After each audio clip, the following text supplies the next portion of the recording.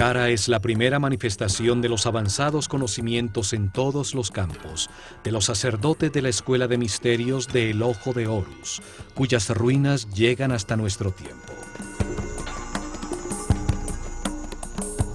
Allí se construyó la primera pirámide sobre la Tierra después del diluvio. Se usaron por primera vez bloques modulares de piedra para construir un edificio.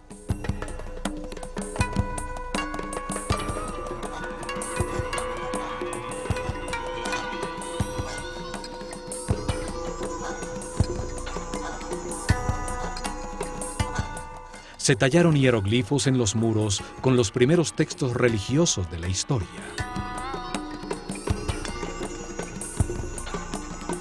Allí se construyó un enorme complejo subterráneo, 12 pisos bajo tierra, con cámaras y galerías decoradas con los primeros baldosines de cerámica horneados por el hombre.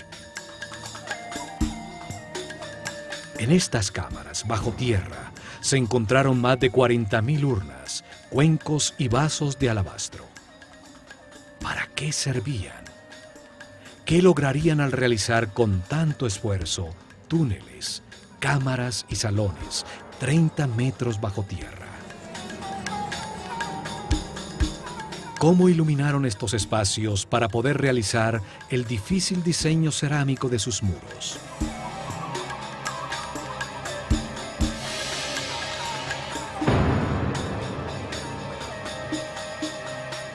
¿Por qué las construcciones a ras de tierra son volúmenes macizos de piedra sin ninguna utilidad aparente? ¿Qué ganaba una sociedad de unos 4 millones de personas al cortar y mover más de 1 millón de toneladas de piedra para producir un complejo escenográfico que asombra por su refinada arquitectura?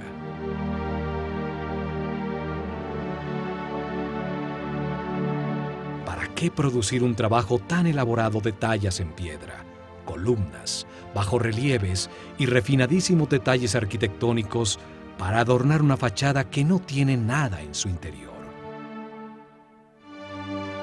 ¿Cómo pueden darse simultáneamente avanzadas tecnologías que aparecen por primera vez con algo tan inexplicable racionalmente? Saqqara es uno de los misterios más grandes de Egipto. Su historia nos revela las más increíbles respuestas. Comenzando por el genio multifacético, el fabuloso personaje que la diseñó y dirigió su construcción.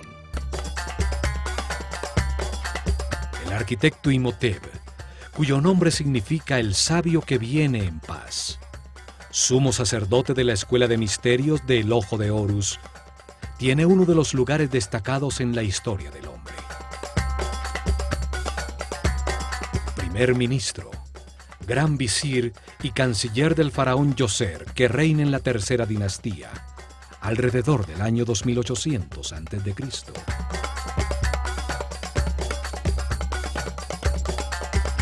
Imhotep nace un 31 de mayo, hijo del arquitecto Khanofer y de su mujer Kedronc. Unas pocas estatuillas lo muestran como un ser sencillo, vestido con la sobriedad de un monje. Padre de la arquitectura, pasa de la madera y el barro cocido a los bloques modulares de piedra. Diseña las primeras columnas talladas con flores de loto en el capitel, los más refinados detalles arquitectónicos. La armonía de Saqqara resalta su maestría. Fue el primer filósofo de la historia del hombre. Se dedicó a pensar y a analizar conceptos fundamentales como espacio, tiempo, volumen, la naturaleza de la enfermedad, la existencia de Dios y de la inmortalidad.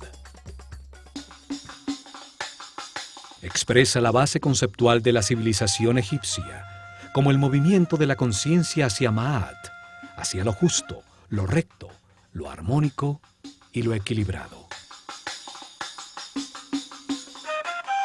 Platón nos dice que la historia que le contaron a Solón los sacerdotes egipcios sobre la Atlántida se remonta a Imhotep.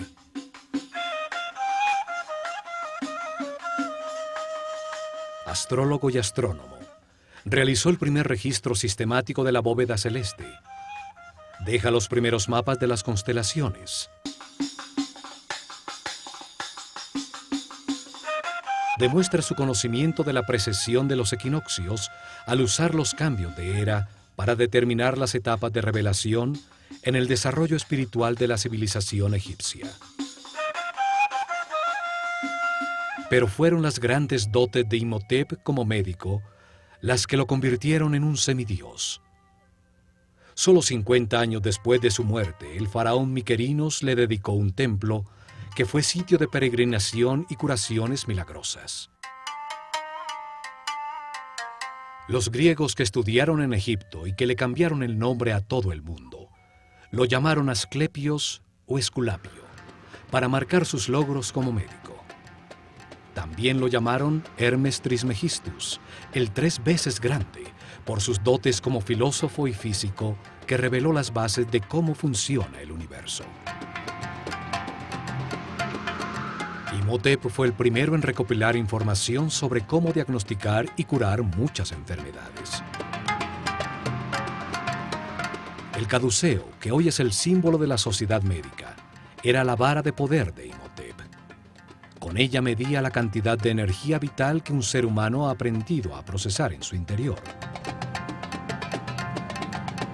Así sabía cuál de los centros neurales o chakras utiliza para captar y procesar su energía vital y en dónde tiene imbalances celulares electromagnéticos. Curaba elevando la frecuencia vibratoria del aura o campo electromagnético personal. Esto restablecía el balance de los chakras, permitiendo que volvieran a suministrar la energía vital necesaria a los órganos afectados, la causa real de las enfermedades. El caduceo tiene 2 serpientes que se cruzan sobre los 7 chakras. Los centros neurales sobre la columna vertebral que captan y distribuyen la energía. Simbolizan las 2 polaridades de carga eléctrica y movimientos contrarios que dan lugar al universo dual. En su centro está una columna ondulatoria, formada por parejas de partículas con carga opuesta que se neutralizan y equilibran, la única manera para llegar a la iluminación. Representa al Kundalini, la fuerza vital que sube a través de la columna vertebral. Al desaparecer ese conocimiento, su forma se conserva como el símbolo para curar. Experimentos utilizando su forma como una bobina eléctrica han encontrado que tiene unas misteriosas características.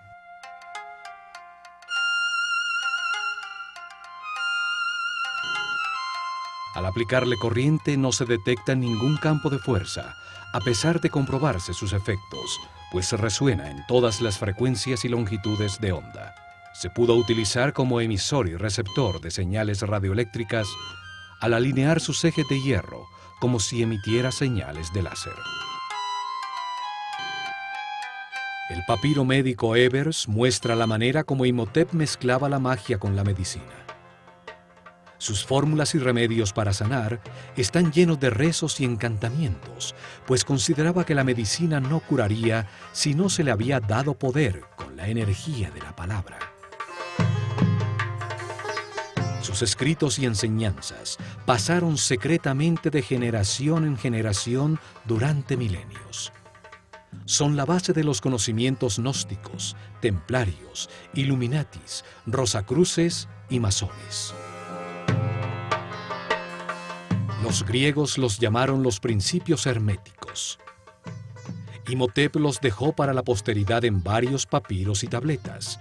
Uno de ellos, el Kybalión, habla de los 7 principios fundamentales del universo. Allí afirma que el universo existe en la mente de Dios, que cada hombre es uno de sus pensamientos, con la capacidad de pensar a su vez, que la realidad es un gran sistema, donde todo tiene conciencia y está interconectado. Imhotep fue un maestro del conocimiento. Enseñó la escritura hieroglífica y a tallarla en losas de piedra, produciendo los primeros textos religiosos de la historia. Por esto es asociado con Tot, el néter o principio divino, simbolizado por una figura humana con cabeza de ibis que representa al verbo divino, al creador de la palabra.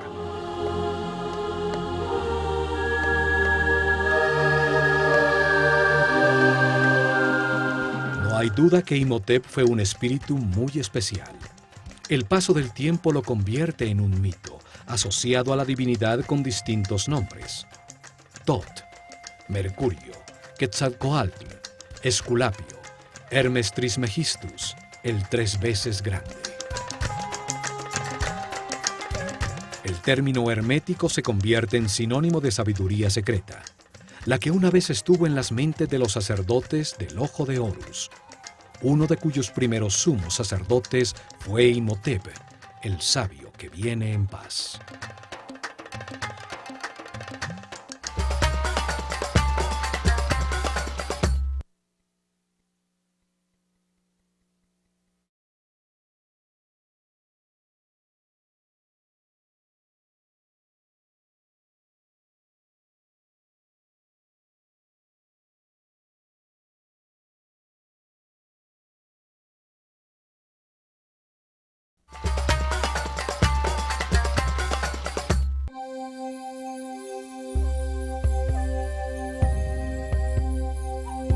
Fue Imhotep el que decidió dónde se construiría Saqqara para sus misteriosos propósitos. Situada en el área comprendida entre los 31 y 32 grados longitud este y los 29 y 30 grados latitud norte, la única área en Egipto donde construirían pirámides durante los siguientes 400 años.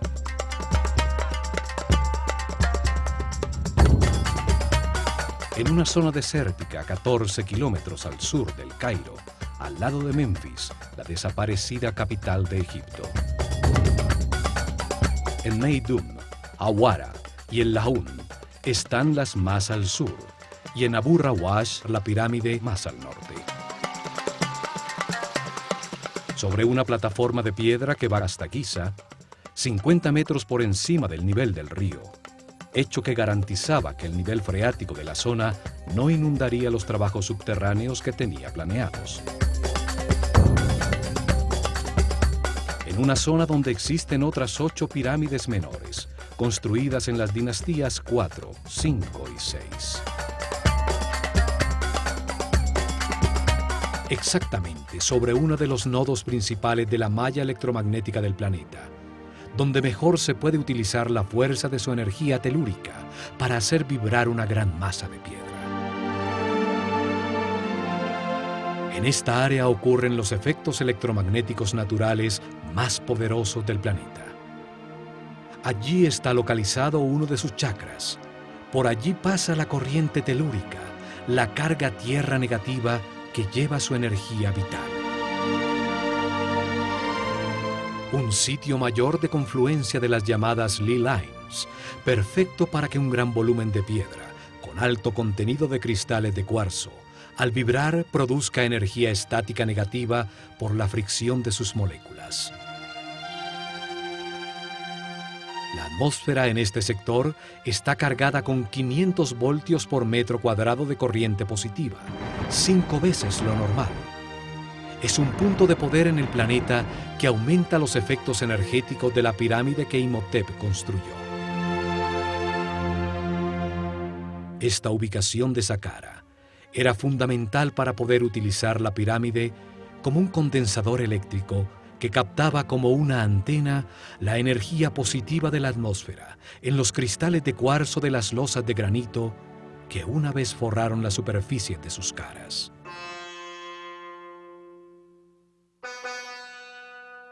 Saqqara significa el que abre y guía el camino. Su símbolo es el chacal que guía a los perdidos en el desierto hasta llevarlos a tierra cultivada, al sitio del hombre civilizado.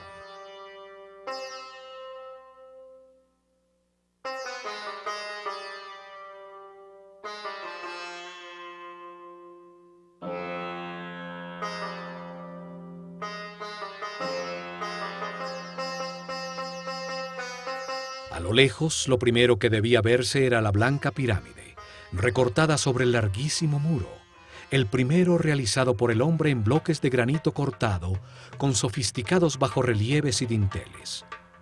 Una obra mucho más complicada que la misma pirámide. 130.000 toneladas de granito de Tura formaban un alto y especial muro de piedra. Rodeaba las 15 hectáreas del complejo, protegiéndolo del caos exterior, dándole una forma rectangular, ajustada exactamente en dirección cardinal norte-sur, paralelo al curso del Nilo.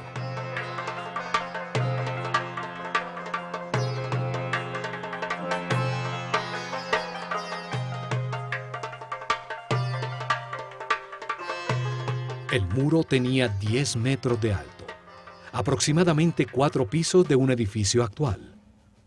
550 metros, 5 cuadras y media en línea recta de norte a sur, y la mitad exacta de esta distancia, 275 metros de ancho de este a oeste. El muro es el primer componente de la máquina cuántica diseñada por Imhotep en Saqqara. Todo el complejo era como un gran circuito electrónico, solo que en piedra y a una escala enorme. El muro actuaba como un cordón electromagnético que aislaba todo el complejo, cerrando y protegiendo el circuito. Para realizar su cometido no necesita de cables eléctricos, solo que las moléculas del material que le da forma tengan un alto contenido de cristales de cuarzo. El granito de Tura, un sitio muy cercano a Saqqara, tiene un gran contenido de cuarzo. El cuarzo organiza sus moléculas en tetraedros, una de las 5 formas básicas que organizan la materia, llamados sólidos platónicos. Al vibrar con el planeta, las caras de los tetraedros se friccionan entre sí, produciendo una carga eléctrica. Los 85.000 metros cúbicos del muro de granito contenían una enorme cantidad de cristales de cuarzo que generaban un poderoso campo de fuerza, una onda radioeléctrica constante. El muro es parte integral de un complejo captador de energía electromagnética cuyo corazón estaba en la pirámide escalonada que con sus 66 metros de altura dominaba el complejo.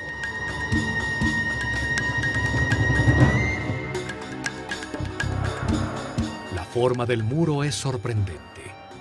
Entraba y salía para producir bastiones y pórticos a intervalos regulares. Bajorrelieves verticales enmarcaban los pórticos que embellecían y regularizaban el conjunto, produciendo una sensación de armonía con un estilo arquitectónico casi ultramoderno.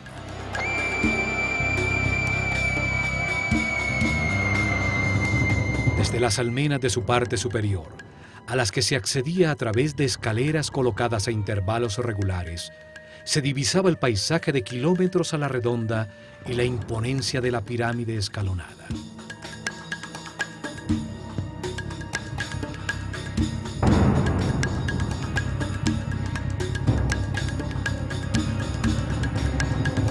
No solo es la primera construcción monumental en piedra tallada del hombre, sino que además tiene una serie de detalles arquitectónicos que indican una maestría y un conocimiento que nunca fueron superados en todo el desarrollo posterior de su civilización.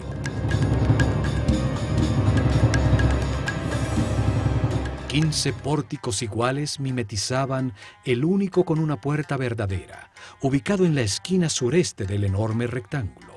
Enmarca un estrecho corredor de acceso que solo permite entrar uno por uno a los visitantes de Saqqara.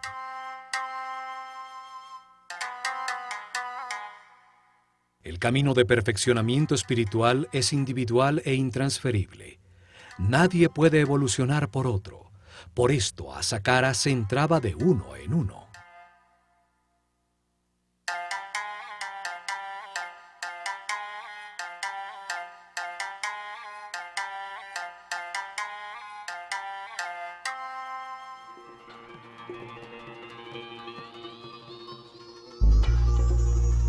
Un muro tan alto, con 14 pórticos falsos y uno solo verdadero, una entrada tan estrecha, pareciera haber sido diseñado con propósitos de defensa.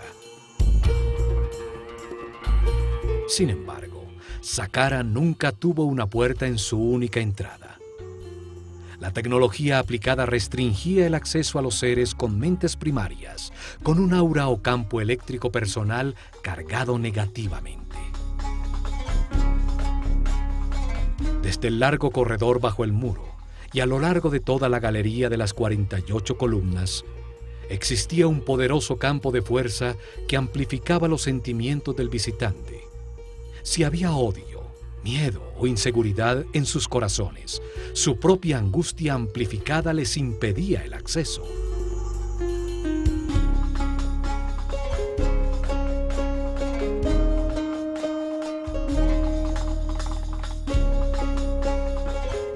Solo los puros de corazón podían entrar en Saqqara, cuando el complejo y la escuela de misterios del Ojo de Horus funcionaban allí. La imponente galería tiene 48 columnas. Su forma esotérica es la misma del DNA humano. 20 pares de columnas estrechamente unidas a sus muros, dispuestas en el sentido que recorre el Sol, sobre el eje de avance de la energía, la espiral entorchada de la molécula. 4 pares de columnas en el salón transversal al final de la secuencia simbolizan la capacidad adicional que diferencia al ser humano del animal para almacenar, analizar y procesar la información.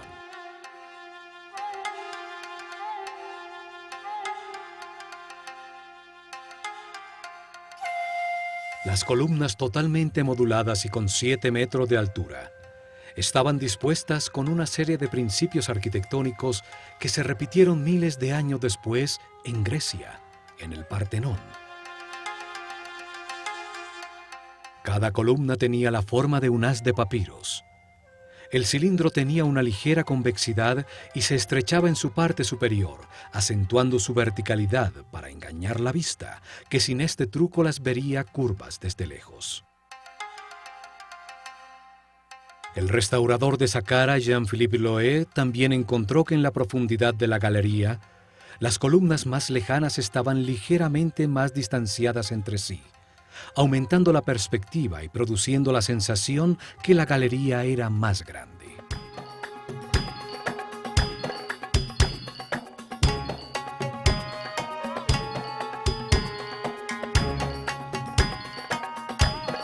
Al atravesar la galería se llega al salón transversal de las 8 columnas, unidas entre sí por módulos de piedra que enmarcan la salida al gran patio de las serpientes, en cuyo lado norte brillaba espléndida la pirámide escalonada.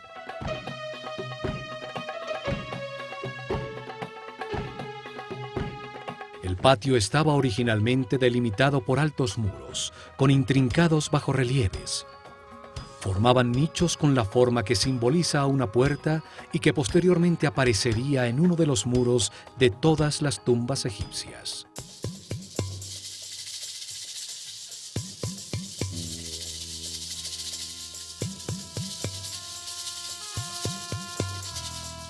Cada puerta estaba rematada por un friso horizontal, decorado por una cobra. La serpiente sagrada, que simboliza a la dualidad por su lengua bifurcada y sus órganos sexuales dobles. La serpiente simboliza también la determinación para alterar la existencia, de comenzar un viaje evolutivo decidido por sí mismo, de tomar sus propias decisiones. Es la fuente y origen del movimiento.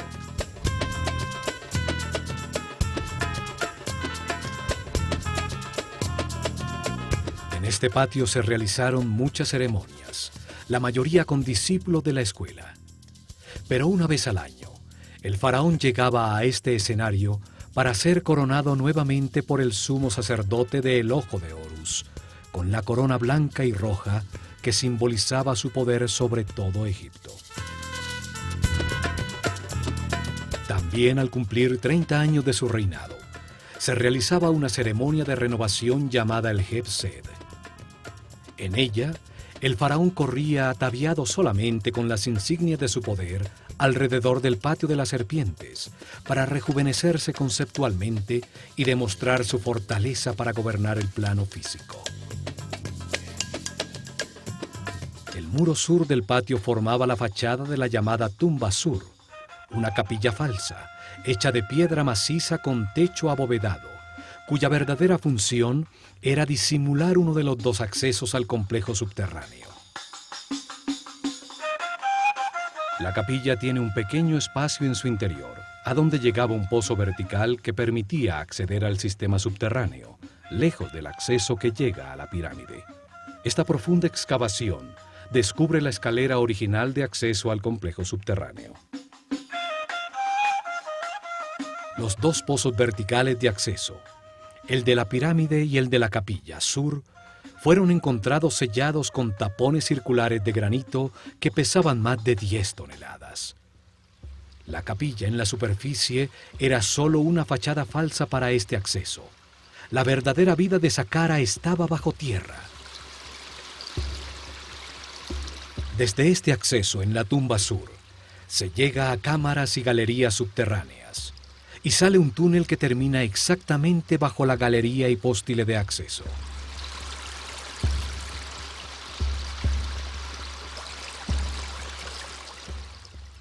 La planta de todo el complejo parece el procesador central de un computador.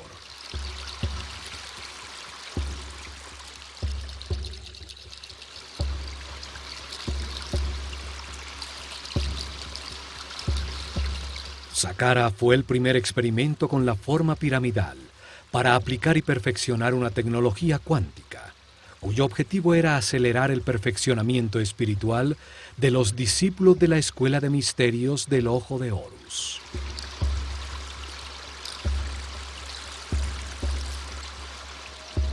Durante 400 años se construyeron alrededor de 100 pirámides con formas, tamaños y materiales distintos, hasta que perfeccionaron el diseño y se construyó la Gran Pirámide de Keops. Conocimientos heredados de la civilización atlante para convertir masivas formas piramidales en máquinas cuánticas para la producción de columnas ondulatorias estacionarias de energía que permitían elevar la frecuencia de vibración de los iniciados.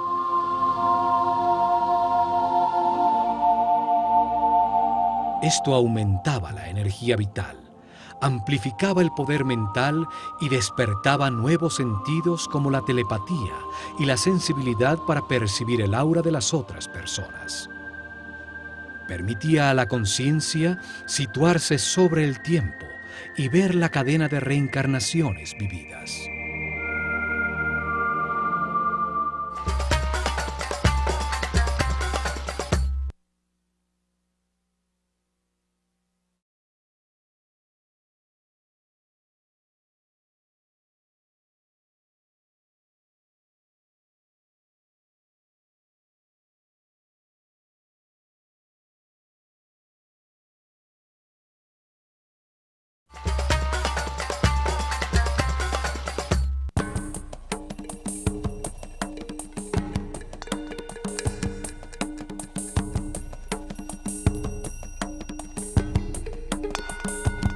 En el lado por donde sale el sol, en el patio de las serpientes, aún permanecen erguidas 3 columnas que formaban el centro del llamado Templo Real del Heb-Sed, un pabellón utilizado por el faraón y los sacerdotes del Ojo de Horus durante las celebraciones.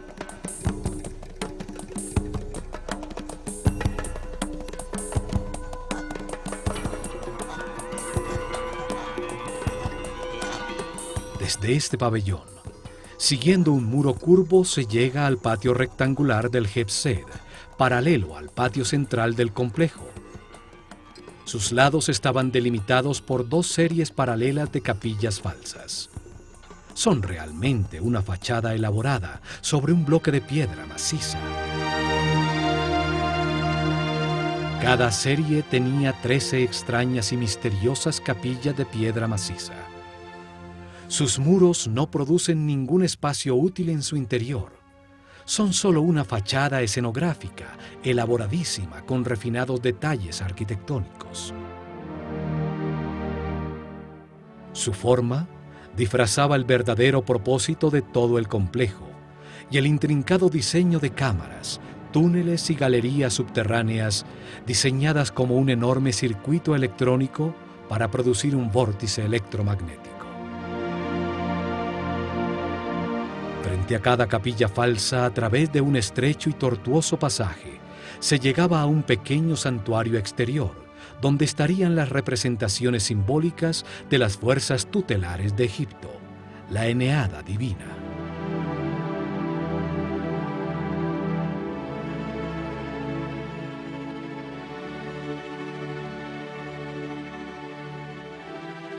Los muros exteriores estaban profusamente decorados con altos y bajorrelieves de puertas y ventanas falsas, cercas falsas de madera, series de jets, columnas tipo flauta, en fin, una escenografía completa tallada en piedra. Al norte del patio de las capillas falsas, exactamente al este de la pirámide escalonada, están las llamadas Casa Sur y Norte, dos construcciones mucho más grandes pero igual de falsas.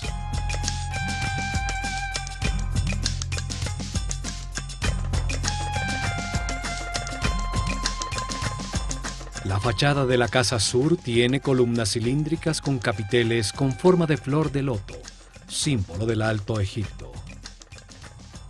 Un estrecho corredor tiene en una de sus paredes el grafiti más antiguo del mundo, hierático, con comentarios que hacen referencia al faraón Djoser de visitantes durante la dinastía XVIII.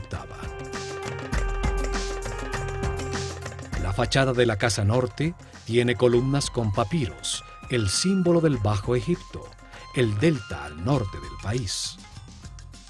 Aquí, durante la ceremonia del Heb-Sed, el rey recibía la corona roja que simboliza su autoridad sobre ese territorio.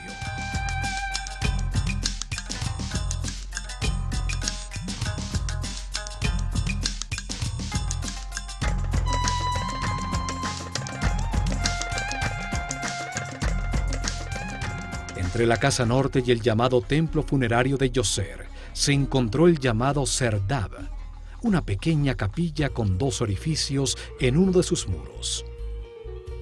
A través de ellos atisbaba hacia el patio exterior una estatua sentada del faraón Djoser, recibiendo la brisa vigorizante del viento norte.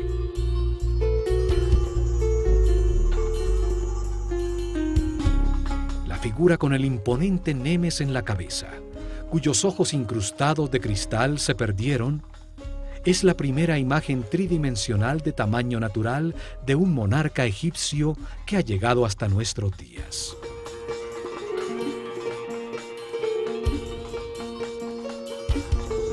Observa desde hace milenios el estupor que causa a todos los visitantes de Saqqara las construcciones falsas contenidas en sus muros. El disfraz que esconde a la poderosa máquina cuántica. Escucha desde allí las teorías que afirman que Saqqara fue su tumba nunca utilizada.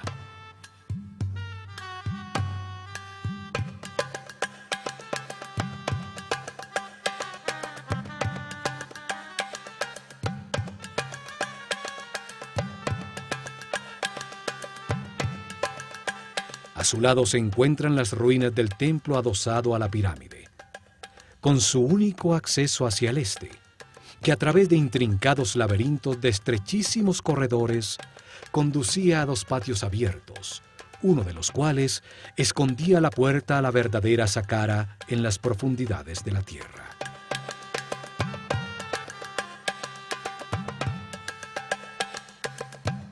Este patio disfraza el acceso principal a los subterráneos.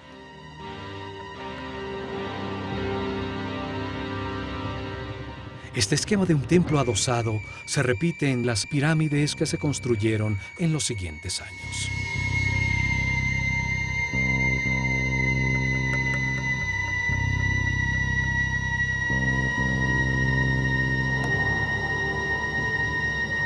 Saqqara fue abandonado con la llegada de la era de Ram, alrededor del año 2320 a.C., cuando se construyó la pirámide de Keops.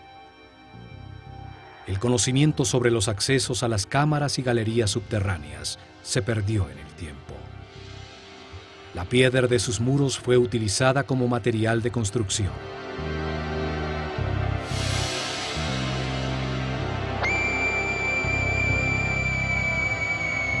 Muchos nobles de períodos posteriores construyeron sus tumbas en este lugar sagrado.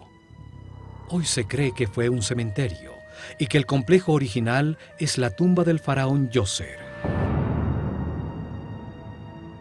En la dinastía XXVI, en la decadencia de la civilización egipcia, ya nadie sabía que el templo adosado escondía la entrada a su cámara principal.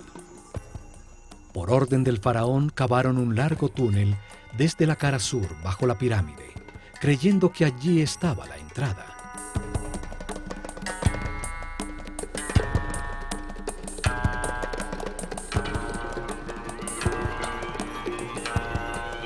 Perforaron la durísima roca, dejando columnas en piedra para evitar que el túnel colapsara.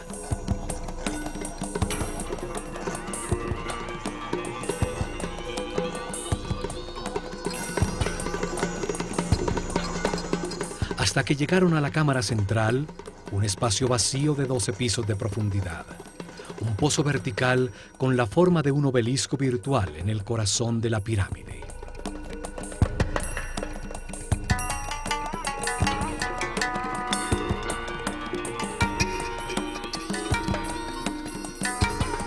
Desde allí descubrieron que el acceso original estaba realmente en la cara norte de la pirámide y pudieron entrar a todo el complejo de galerías subterráneas.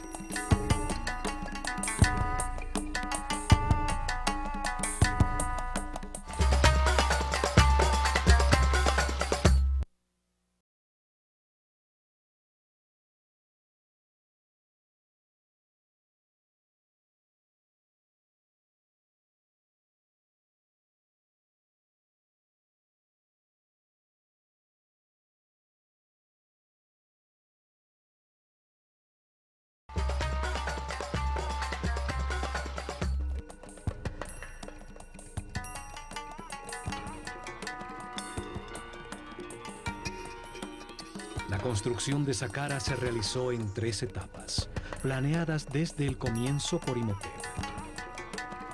Las etapas permitían que el complejo fuera creciendo y que la pirámide se expandiera como el cuerpo de un ser humano. La primera etapa comienza con la construcción de la columna vertebral del complejo. La excavación del pozo vertical de la pirámide que baja hasta una profundidad de 30 metros, 12 pisos de profundidad, que equivalen al 50% de la altura total de la pirámide terminada.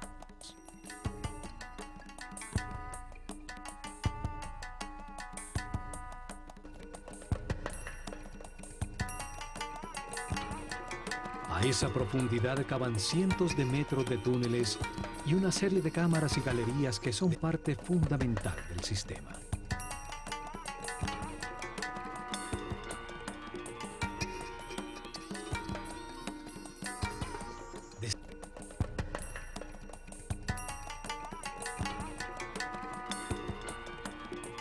En la segunda etapa, construyeron sobre el complejo subterráneo una pequeña pirámide escalonada. Su volumen y peso era un 50% exacto de la pirámide proyectada. Empleaba solo la mitad de los recursos y del esfuerzo total.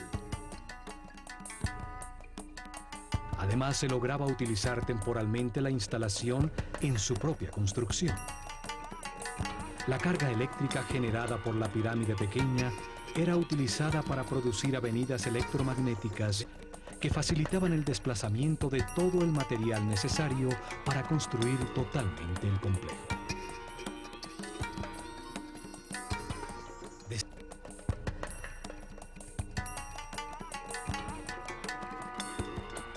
Partiendo del frente de la pirámide, se colocaban a distancias regulares una serie de pilares llamados Yed, que transferían del uno al otro la carga de iones negativos generados por su masa en vibración.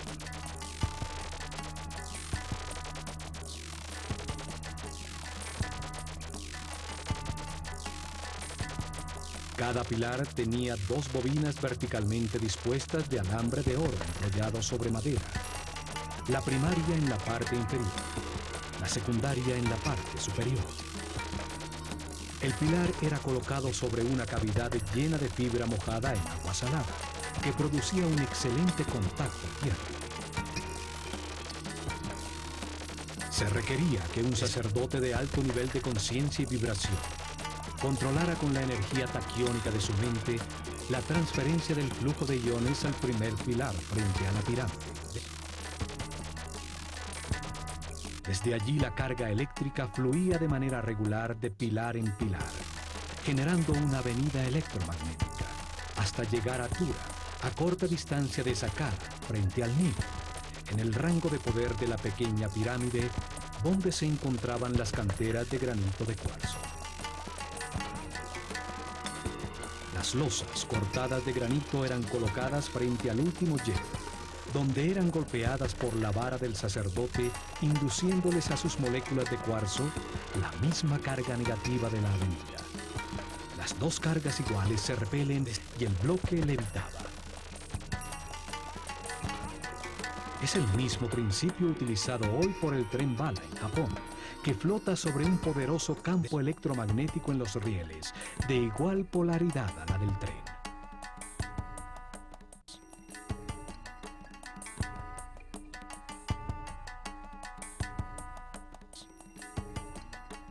Así, con la primera línea de transporte electromagnético, pudieron mover fácilmente toda la piedra que necesitaban en la tercera etapa. Las 425.000 toneladas de piedra para ampliar la pirámide y las 135.000 toneladas de granito de Tura para el muro exterior.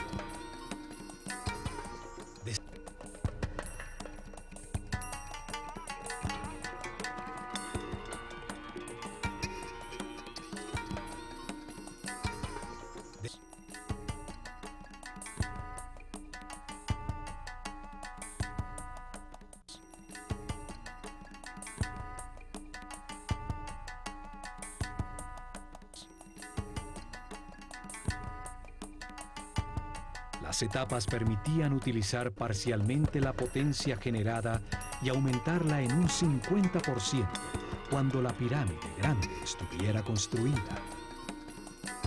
La potencia total garantizaría una avenida electromagnética que llegaría hasta Maidu, el llamado punto medio entre Saqqara y las canteras de granito rojo en el Alto Egipto.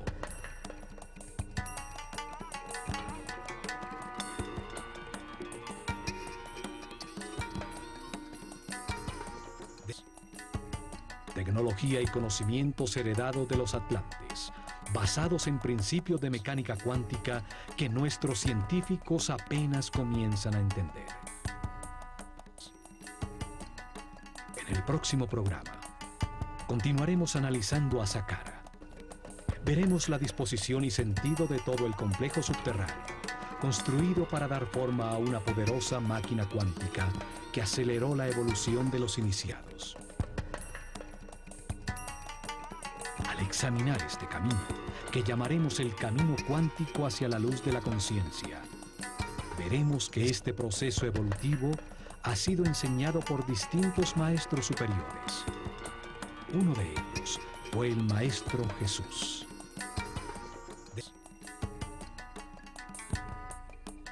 Él dijo que si seguíamos el camino de la luz y de la vibración en amor, realizaríamos cosas aún más grandes. Se refería a la utilización de las partículas subatómicas de la luz, la energía taquiónica, la fuerza creativa que dio forma a este universo.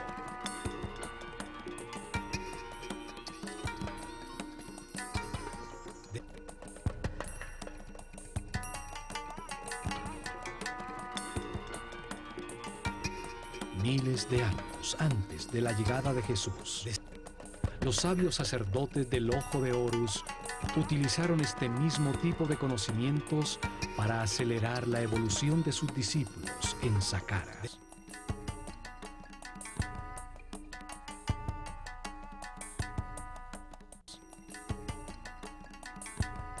Construyeron masivas formas piramidales, máquinas cuánticas para la producción de columnas ondulatorias de energía que utilizaron para elevar la frecuencia de vibración de los iniciados.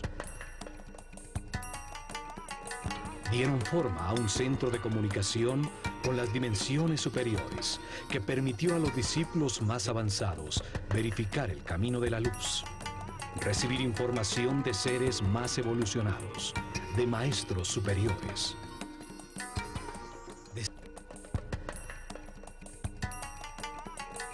En el plano físico, al producir avenidas electromagnéticas y efectos de superconductividad en distintos materiales, facilitaron la construcción de sus templos, los libros vivos de la Escuela de Misterios del Ojo de Horus.